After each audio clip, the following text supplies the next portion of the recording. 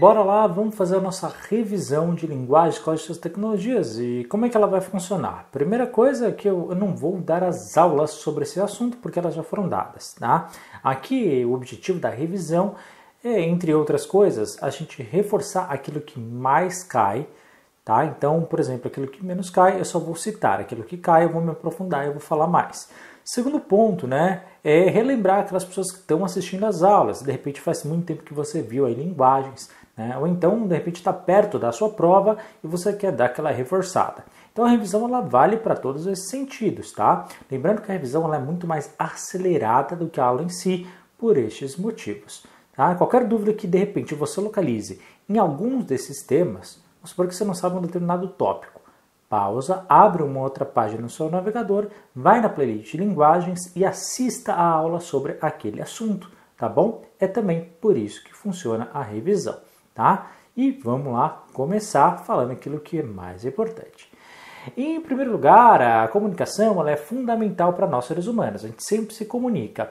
Entretanto, a gente tem que saber sempre que para cada ocasião a gente tem um motivo para se comunicar. E é isso que faz toda a diferença no processo comunicativo, tá? Há inúmeras formas de se comunicar. Cada uma delas a gente vai escolher em determinado motivo, em determinada ocasião, que no fundo, a gente sempre vai chamar de contexto, tá?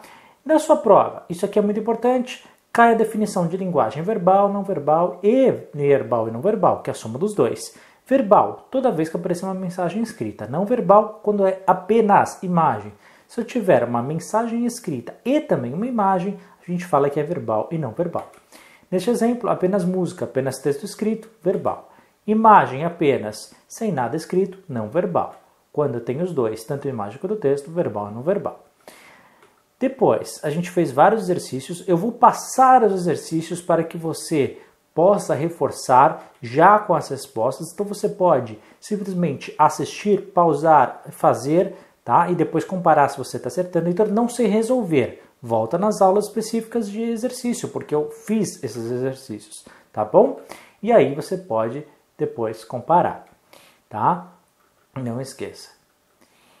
Além disso, dentro do processo comunicativo, a gente falou que quem fala é o emissor, quem recebe a mensagem é o receptor, e essa é falado através de um canal. O canal, na verdade, é o meio que a gente utiliza para essa comunicação.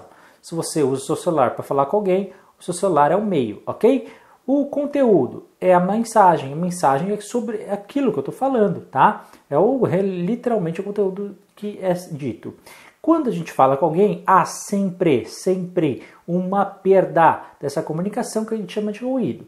E toda vez que alguém responde para você, dá esse retorno, a gente chama de feedback. Num processo de emissão e recepção da comunicação, a gente ora é emissor, ora é receptor, porque a gente conversa com as outras pessoas. Esse processo a gente chama de diálogo. E, por fim, não esqueça que cada um desses ambientes, tudo vai depender do contexto, ou seja, aonde essa comunicação é feita. E isso é o mais importante de todos. Tá? O diálogo ele é fundamental e a escrita, na verdade, é um processo facilitador desse processo comunicativo. E toda e qualquer comunicação, ela sempre vai ter uma intenção. Tá? E a tecnologia ela surge para facilitar esse processo comunicativo. Tá? Não esqueça que a sua prova é linguagens, códigos e suas tecnologias. Além disso, vemos também que a definição de língua ela tem duas definições na sua prova. Se aparecer uma delas, marca como alternativa correta, tá? Ela pode ser um conjunto de regras, aquela que a gente tem que a gente aprende na escola, gramática normativa, língua culta, língua padrão, ou pode ser um reflexo da nossa cultura. A língua é sim uma expressão cultural. Tá? Só a língua portuguesa, por exemplo, é a quinta língua mais falada em todo o mundo e a gente tem uma organização que cuida disso, que é a Comunidade dos Países de Língua Portuguesa, a CPLP. Na sua prova, que as variações elas podem ser regionais dentro de um mesmo país ou internacionais, fora do país. Tá? As expressões regionais são aquelas que faladas pelas regiões dos seus estados, das suas cidades, e essa linguagem falada a gente chama de uma linguagem coloquial. A sua prova compara muito a linguagem do coloquialismo com a gramática normativa. O coloquialismo é aquela falada pela sua região, tá? E a gramática normativa, aquela que todo mundo aprende na escola, tá? E lembrando que nenhuma expressão ou variação é mais importante do que a outra. Todas são sempre importantes. Tudo vai depender aonde? Aonde elas são realizadas, tá? Então, tudo depende do contexto. A língua, por sua vez, ela muda o tempo todo. Ela vai sempre se modificar, ela nunca é fixa.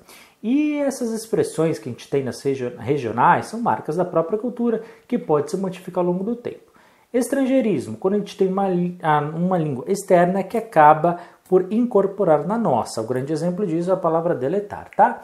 E a internet? A internet, ela facilita, né? Porque torna a comunicação mais rápida, ela não tem fronteiras geográficas, e a linguagem de internet, com emotes e abreviações, elas também facilitam. A linguagem de internet é inferior ou superior, por exemplo, à linguagem gramatical? Não, tudo vai depender do contexto, não esqueça, tá? Mais questões para você ir fazendo, tá? Não esqueça sempre de conferir, tá bom? Depois, tipos de texto, tipologia textual é a mesma coisa. Nós temos 5, argumentativo, narrativo, descritivo, expositivo e injuntivo. Narrativo, eu vou contar uma história que inclui personagens, narrador, tempo, espaço e ação, que a gente deu vários exemplos, entre eles charge, romance e novela, crônica, conto e fábula. Aqui um exemplo desse texto narrativo. Já no texto descritivo, nós temos aqui a descrição em detalhes das situações, dos objetos, o ambiente, pessoas e animais. Vários exemplos: biografia, reportagem, menu classificado, diário, relato, notícia, lista de compras e currículo. Aqui um exemplo. Já no texto expositivo, a gente apresenta uma ideia direta e não me aprofundo, não tem argumentação. Exemplos: palestra, trabalho universitário, verbete dicionário, sinopse, resumos.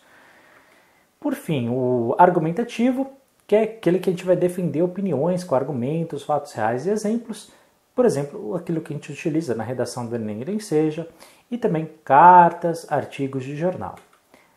Por fim, o injuntivo, que é as orientações de ordens e também de instruções. Como a gente pode ver em propagandas, bula de remédio, receitas médicas ou de comida, manual, regras e instruções.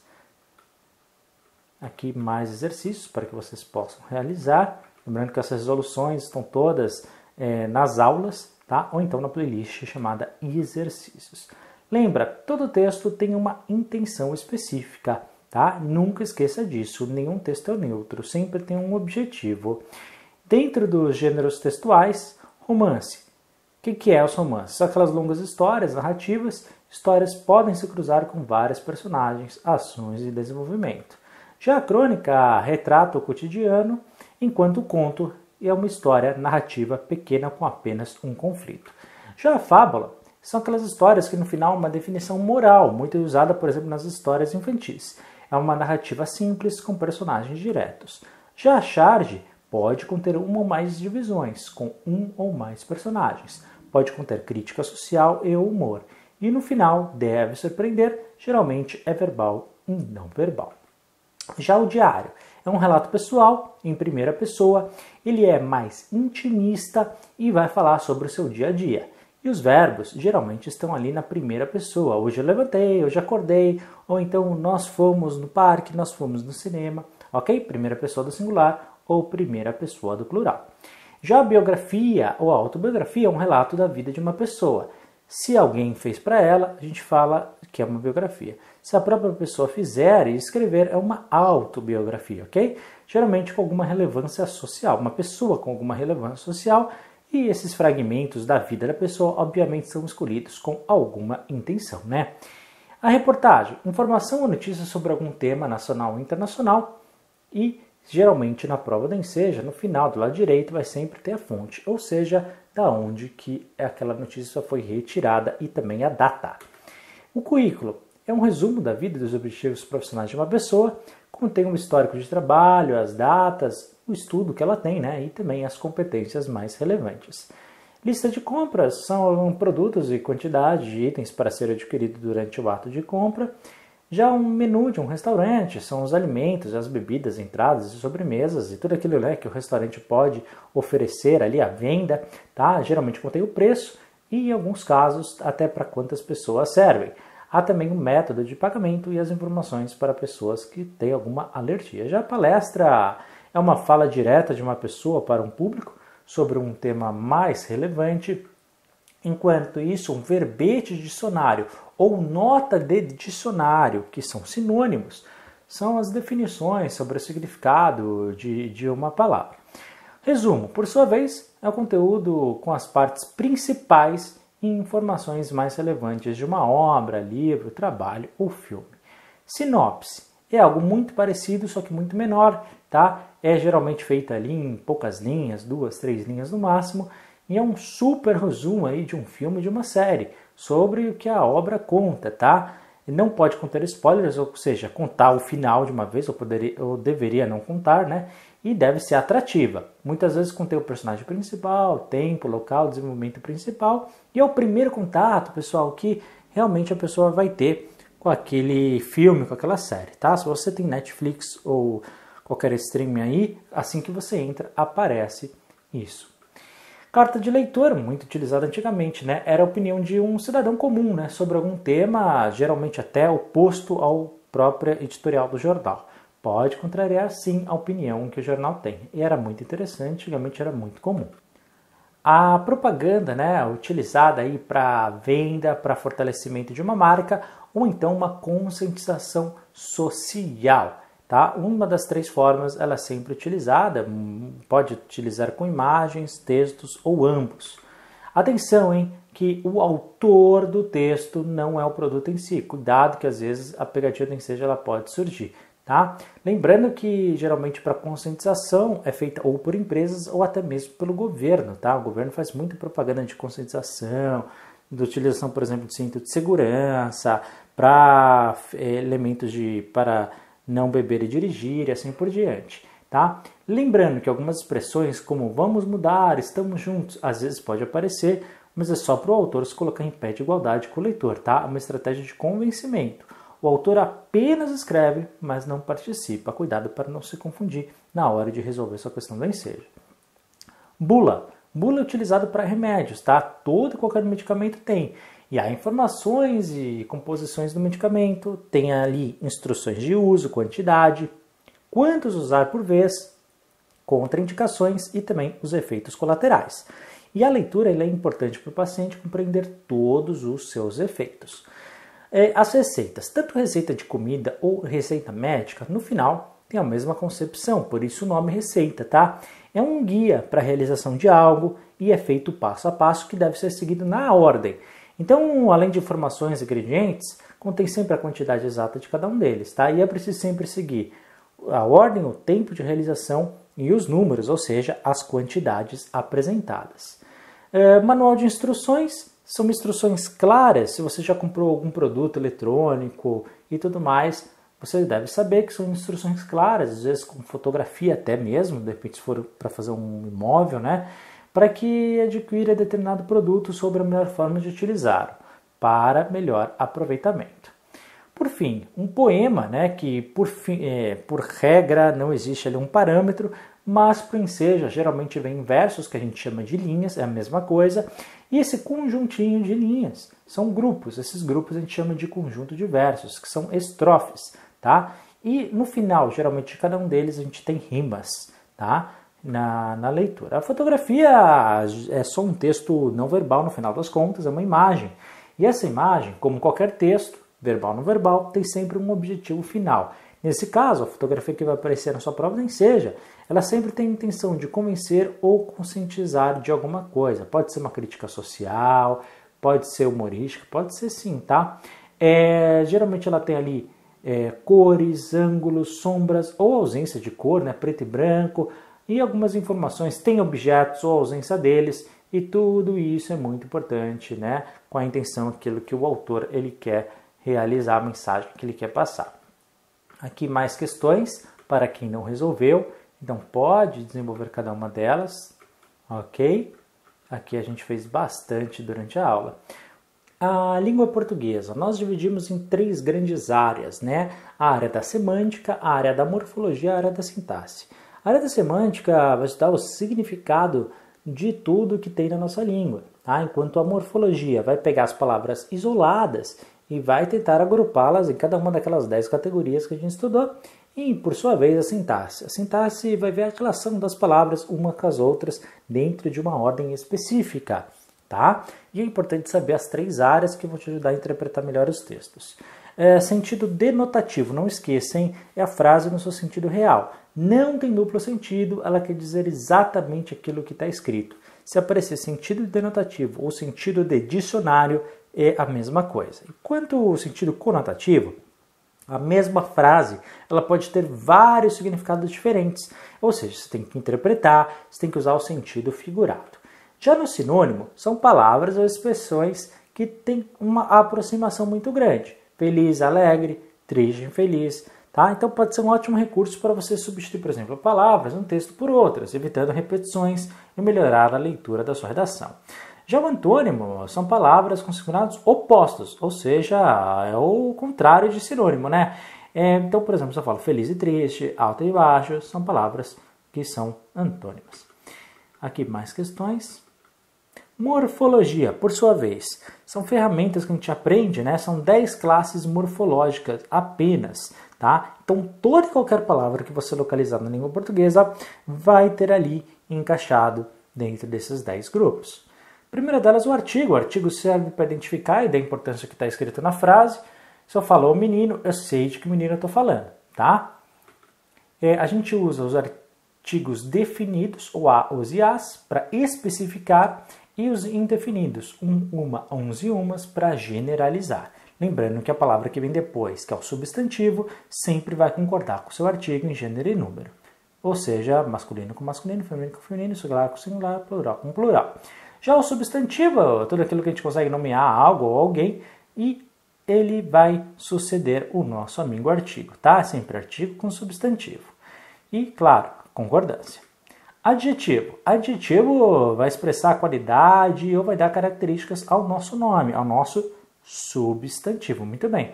E ele vai dar esse valor, tá bom? Cuidado que a ordem importa. Falar o homem grande eu estou dizendo do tamanho dele, o grande homem, um homem célebre, por exemplo, tá? Então cuidado para não misturar. A ordem importa sim. Preposição vai ligar geralmente um verbo a um substantivo e são aquelas palavras, né, que nós temos ali que vai fazer essa ligação e que vai dar ideia de sentido no nosso texto. São 17 preposições, a ante, após, até, com, contra, de, deixa, entre, para, perante, por, sem, sobre, sob, trás. Na interjeição, são todas aquelas palavras que vão indicar espanto, vão indicar surpresas e podem ser seguidas por um sinal de exclamação. Uau, ai, tá? Numeral indica uma ordem, uma quantidade, e nós temos pelo menos 5 classificações aí que são mais aceitáveis. Nós temos o cardinal, que vai indicar um número, 1, 2, 3, 4, 5 e assim por diante. O ordinal, que vai indicar uma colocação, então primeiro, segundo, último e tudo mais. O multiplicativo, que dá essa ideia de dobro, triplo e assim por diante. Fracionário, indica uma fração, 1/3, 2/4 e assim por diante. E coletivo, uma quantidade de algo. Então, dúzia, centena, dezena e tudo mais. Pronome são aquelas palavras que a gente pode substituir o nome do nosso texto, de quem faz, participa ou sofre ação. E na redação a gente usa para evitar repetição também, tá? Advérbio vai indicar alguma intensidade ou alguma emoção, então ele vai indicar ali aquilo que está sendo feito, tá? A conjunção vai ligar as ações e as ideias. Então prestem atenção nisso, que pode cair bastante. E a questão do verbo. O verbo, ele indica ação, estado ou fenômeno da natureza. Para sua prova, o mais importante é aquele que indica ação, tá? Não precisa saber os tempos verbais, mas saber que essas palavras indicam ação. Verbos no imperativo, são aquelas que indicam ordem, enquanto no gerúndio são ações que aconteceram, continuam acontecendo. E, por fim, no campo da sintaxe, a gente viu como a ordem dessas relações, como elas influenciam umas às outras, tá? Toda vez que você for analisar no ponto morfológico, não esqueça, primeiro localize o verbo e, assim que você localizar o verbo na frase, pergunte quem fez esta ação. Tudo que tiver na sua frase que indica quem fez a ação, nós chamamos de sujeito. Então, e todo o resto, incluindo o verbo, nós falamos que é o predicado. Depois, você vai aprender sobre objetivo, objeto, aposto evocativo. O objeto nada mais é, né, do que o nosso predicado, só que sem o verbo, tá? Então não esqueça disso. O aposto é aquela expressão que geralmente vem entre vírgulas que vai explicar, dar uma explicação mais aprofundada do meu sujeito, mas não é um item essencial da minha oração, enquanto o meu vocativo é ali um chamamento, tá? Aquela expressão que a gente usa para chamar alguém. Dentro da pontuação, ponto final, para encerrar as frases ou os parágrafos, a vírgula. Não use demasiado, né? Evite, por exemplo, antes de alguns verbos de ligação, não separe sujeito de predicado, como a gente aprendeu ali nas aulas. 2 pontos e travessão não utilize na redação, porque eles só vão falar de uma fala direta, ou seja, utilizada em textos narrativos. Enquanto a interrogação para perguntas e a exclamação para quando a gente tem uma surpresa. Evite exclamação também na sua redação.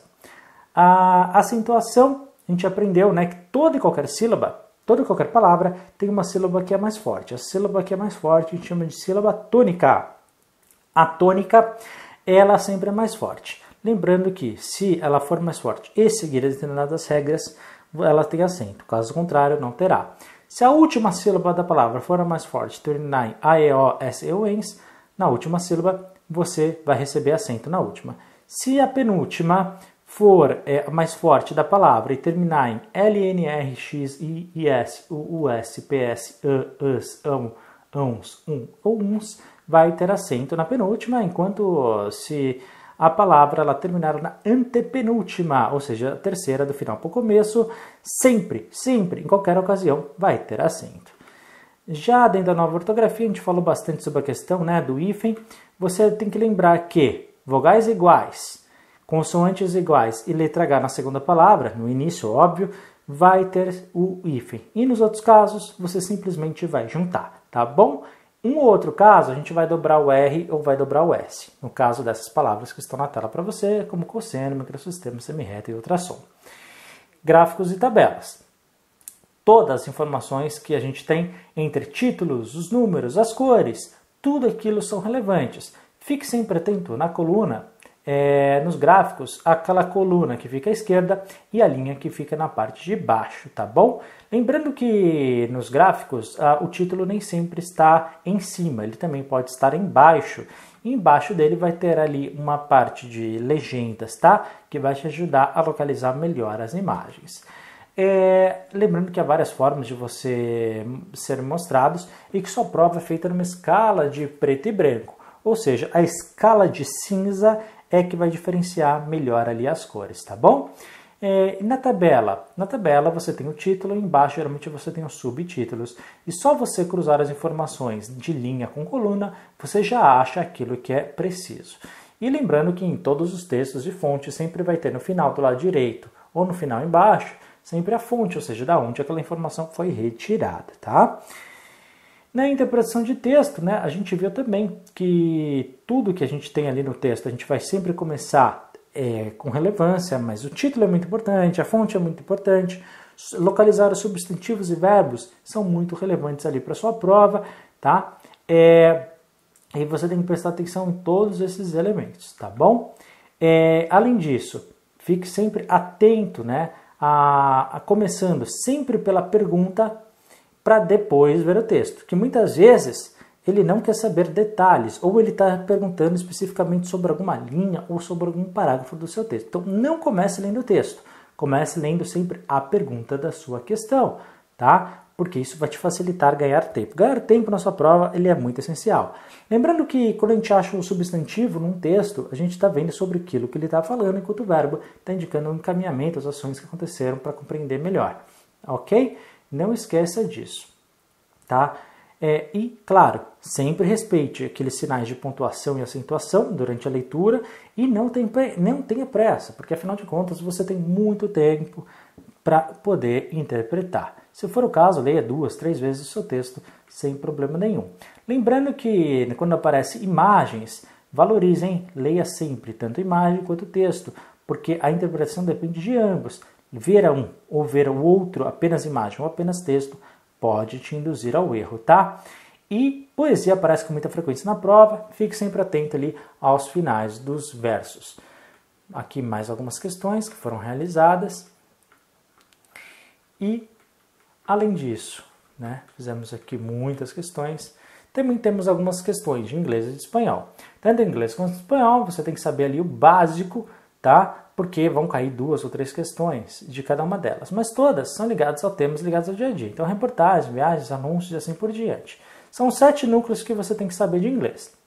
E eu vou falar cada uma delas, dá uma média aí de 60 palavras. Então, dentro da alimentação e saúde, fast food, delivery, cooks, light, diet, milk, sweet, kitchen, ice, fitness, smoke.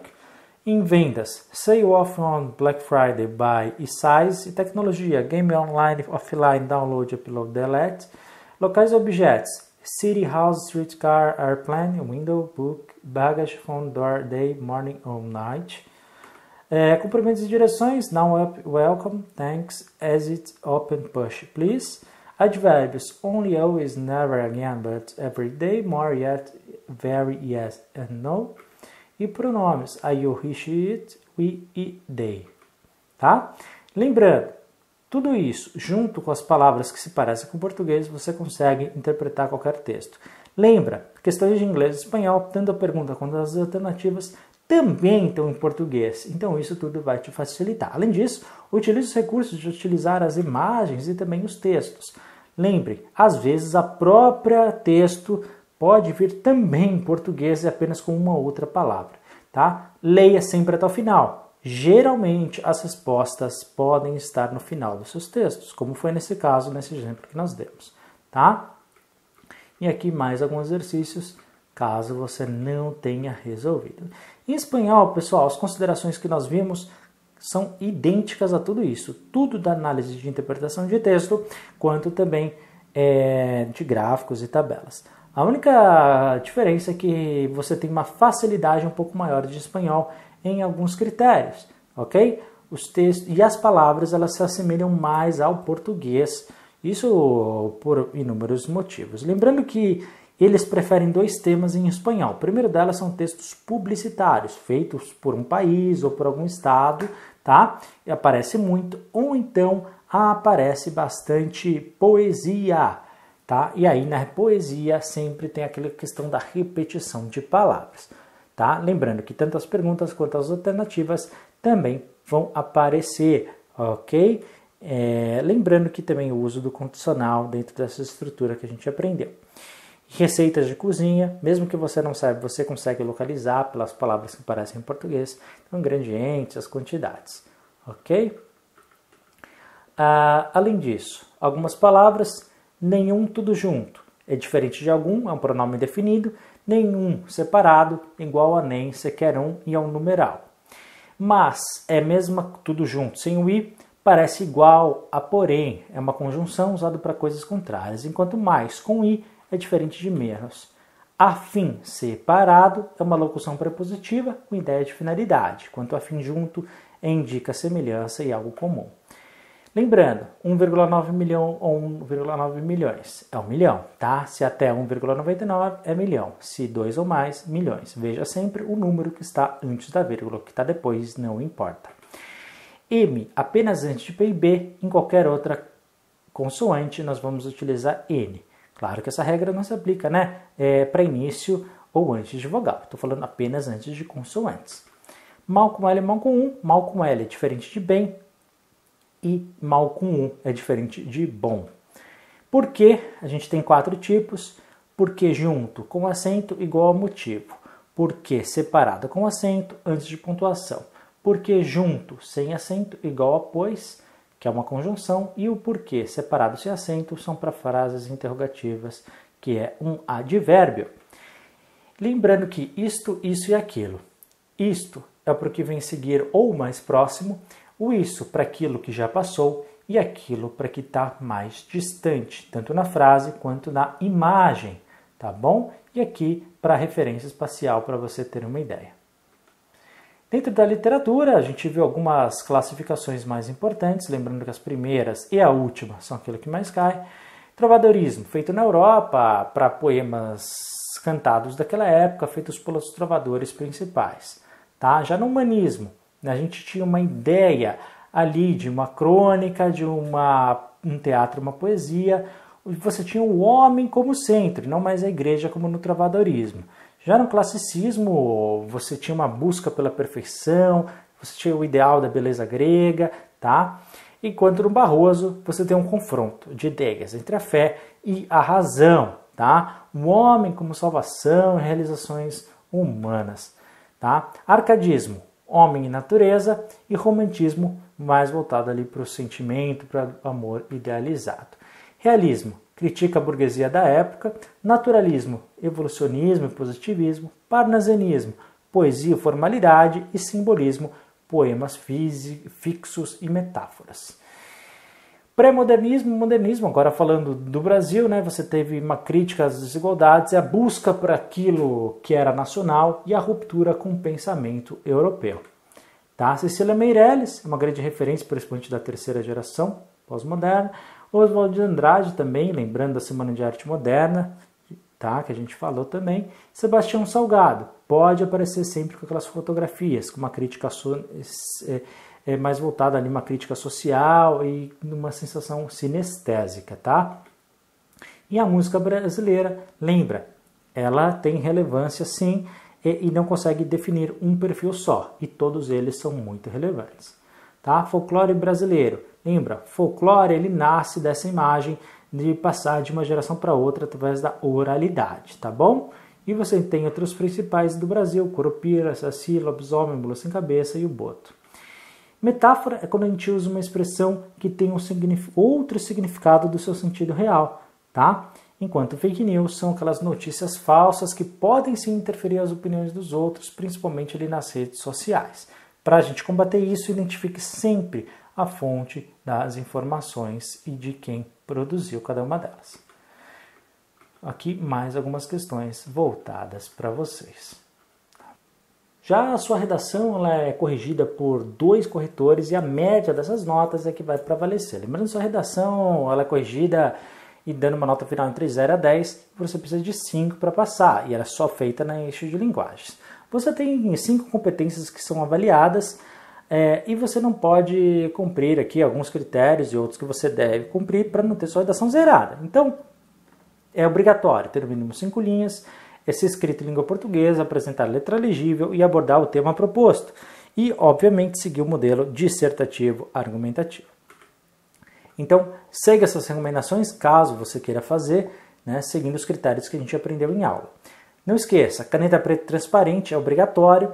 Atenção ao tempo, eu sugiro que você faça sua redação entre 1 hora e 1 hora e 10, entre a leitura dos textos da proposta de texto até a sua versão final, tá? E a letra, tanto faz se é cursiva, de forma, bastão, desde que ela seja uma única, se o corretor diferencie maiúscula da minúscula e que, claro, principalmente que ela seja legível. Então, muito cuidado nessa letra.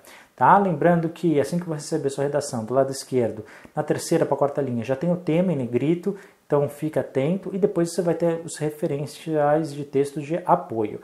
Depois, essa folha de rascunho, ela vem anexada à sua prova e depois o fiscal vai passar na sua mesa entregando a folha oficial. Tá? Na competência número 1, eles vão avaliar certas características para ver se realmente você demonstra o domínio do padrão da língua portuguesa escrita, tá? Evite palavras e frases soltas sem organização, cuidado com a ausência ou excesso do ponto final, tá bom? Ausência de palavras, isso pode te prejudicar. Cuidado para não duplicar, tá bom? As palavras.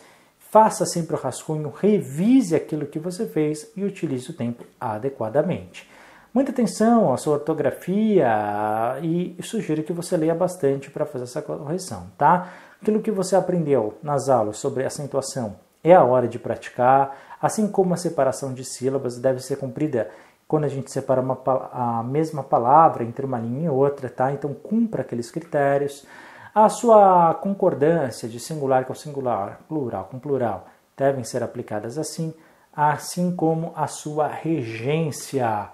Não confunda maiúscula com minúscula, a gente usa a letra maiúscula para início de parágrafo, ou então para continuar no mesmo parágrafo, mas em frases diferentes, tá bom? Ou para substantivos próprios. E em todos os outros casos a gente vai utilizar a letra minúscula. Os tempos e modos verbais, atenção, hein? Indicativo, presente, o que vai te indicar, ali um modo indicativo que vai te indicar aquilo que você tem certeza sobre o que você está falando. Cuidado com o subjuntivo, que indica dúvida, e com o imperativo, que indica a ordem. Já a crase é quando a gente tem a união ali de uma preposição com um artigo feminino, tá bom? O a com acento ao contrário nada mais é do que o a da preposição mais o a do artigo. Pontuação, né? Atenção aqui que há elementos de uma frase que se completam e também não vamos separar o sujeito do predicado. A sequência de elementos, então toda vez que você estiver dando uma lista de itens, cuidado, hein? Utilize a vírgula, tá? E antes do último, utilize o e. E para encerrar o período, a frase, vamos colocar o ponto final de maneira correta. Evite oralidades e gírias e textos informais, assim como abreviaturas e linguagem de internet, e muito cuidado para não confundir uma palavra com a outra, tá? E esses são os itens avaliados na competência número 1. Grafia, acentuação, concordância verbal e nominal, regência verbal e nominal, uso de maiúsculo e minúsculo, emprego de tempos e modos verbais, crase, pontuação, adequação, vocabulário e também separação de sílaba, enquanto na estrutura sintática são todos esses itens. Na competência número 2, vamos avaliar se você elabora um texto dissertativo argumentativo dentro do tema proposto. Tá? Então, o tema ele é sempre o elemento central e ele deve obrigatoriamente estar no primeiro parágrafo. Nunca copie dos textos de apoio e você vai ter que argumentar sempre nos parágrafos intermediários, falando ali do seu ponto de vista e além, né, dos textos motivadores, você precisa também se posicionar com aquilo que você sabe sobre aquele assunto, tá bom? No texto dissertativo argumentativo, certamente esse é o PowerPoint mais importante de todos. A estrutura, você precisa ter uma introdução, argumentos e conclusão. Na introdução, primeiro parágrafo, obrigatório apresentar o tema. Mostre o ponto de vista, mas não aprofunde e nunca copie, nunca inicie na primeira pessoa. Eu acho, na minha opinião, acredito que. Já nos parágrafos intermediários de argumento, desenvolvimento, você vai utilizar ali defendendo o seu ponto de vista, tá? E justificando e tudo mais. Já no último. O último parágrafo tem que ser a conclusão. E você precisa, além de retomar o tema, colocar um encaminhamento ou solucionar algum problema que foi apresentado ao longo do texto, tá? Cuidado, hein? Não escreva textos narrativos. Não esqueça da estrutura que a gente falou de introdução, argumentos e conclusão. E nunca copie dos textos motivadores e nem das questões da sua prova.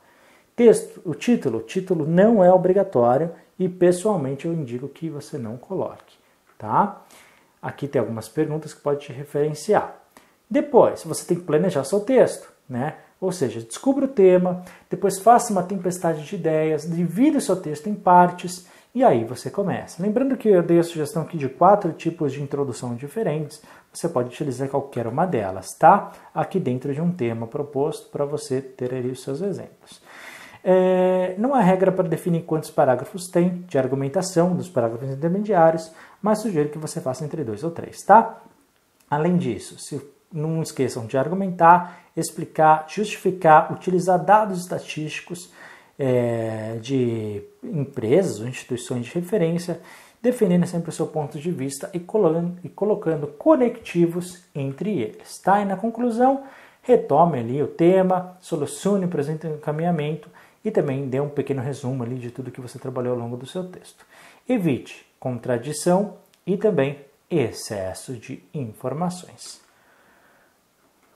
Na competência número 4, não esqueça da coesão entre os parágrafos, não só para iniciar, como também para iniciar as frases no meio do parágrafo, até mesmo no meio do seu texto, tá bom? Use sinônimos e pronomes.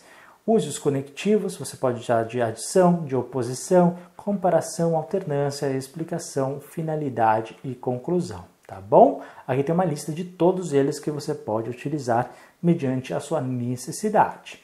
Por fim, na competência número 5, você tem que elaborar esse texto respeitando as normas de direitos humanos, aqueles mesmos da Declaração Universal de Direitos Humanos, em que tem ali os 30 artigos, tá? E todos esses princípios éticos devem fazer parte não só da tua vida como cidadão, mas também naquilo que você vai escrever no dia da sua prova. Se você for contrário a esses direitos básicos, sua nota de redação será zerada, então muito cuidado com isso. Aqui segue um exemplo de uma redação e como ela é avaliada em cada uma dessas 5 competências, tá? Você pode avaliar aí conforme a gente fez nas aulas e na redação número 2 também dentro das 5 competências.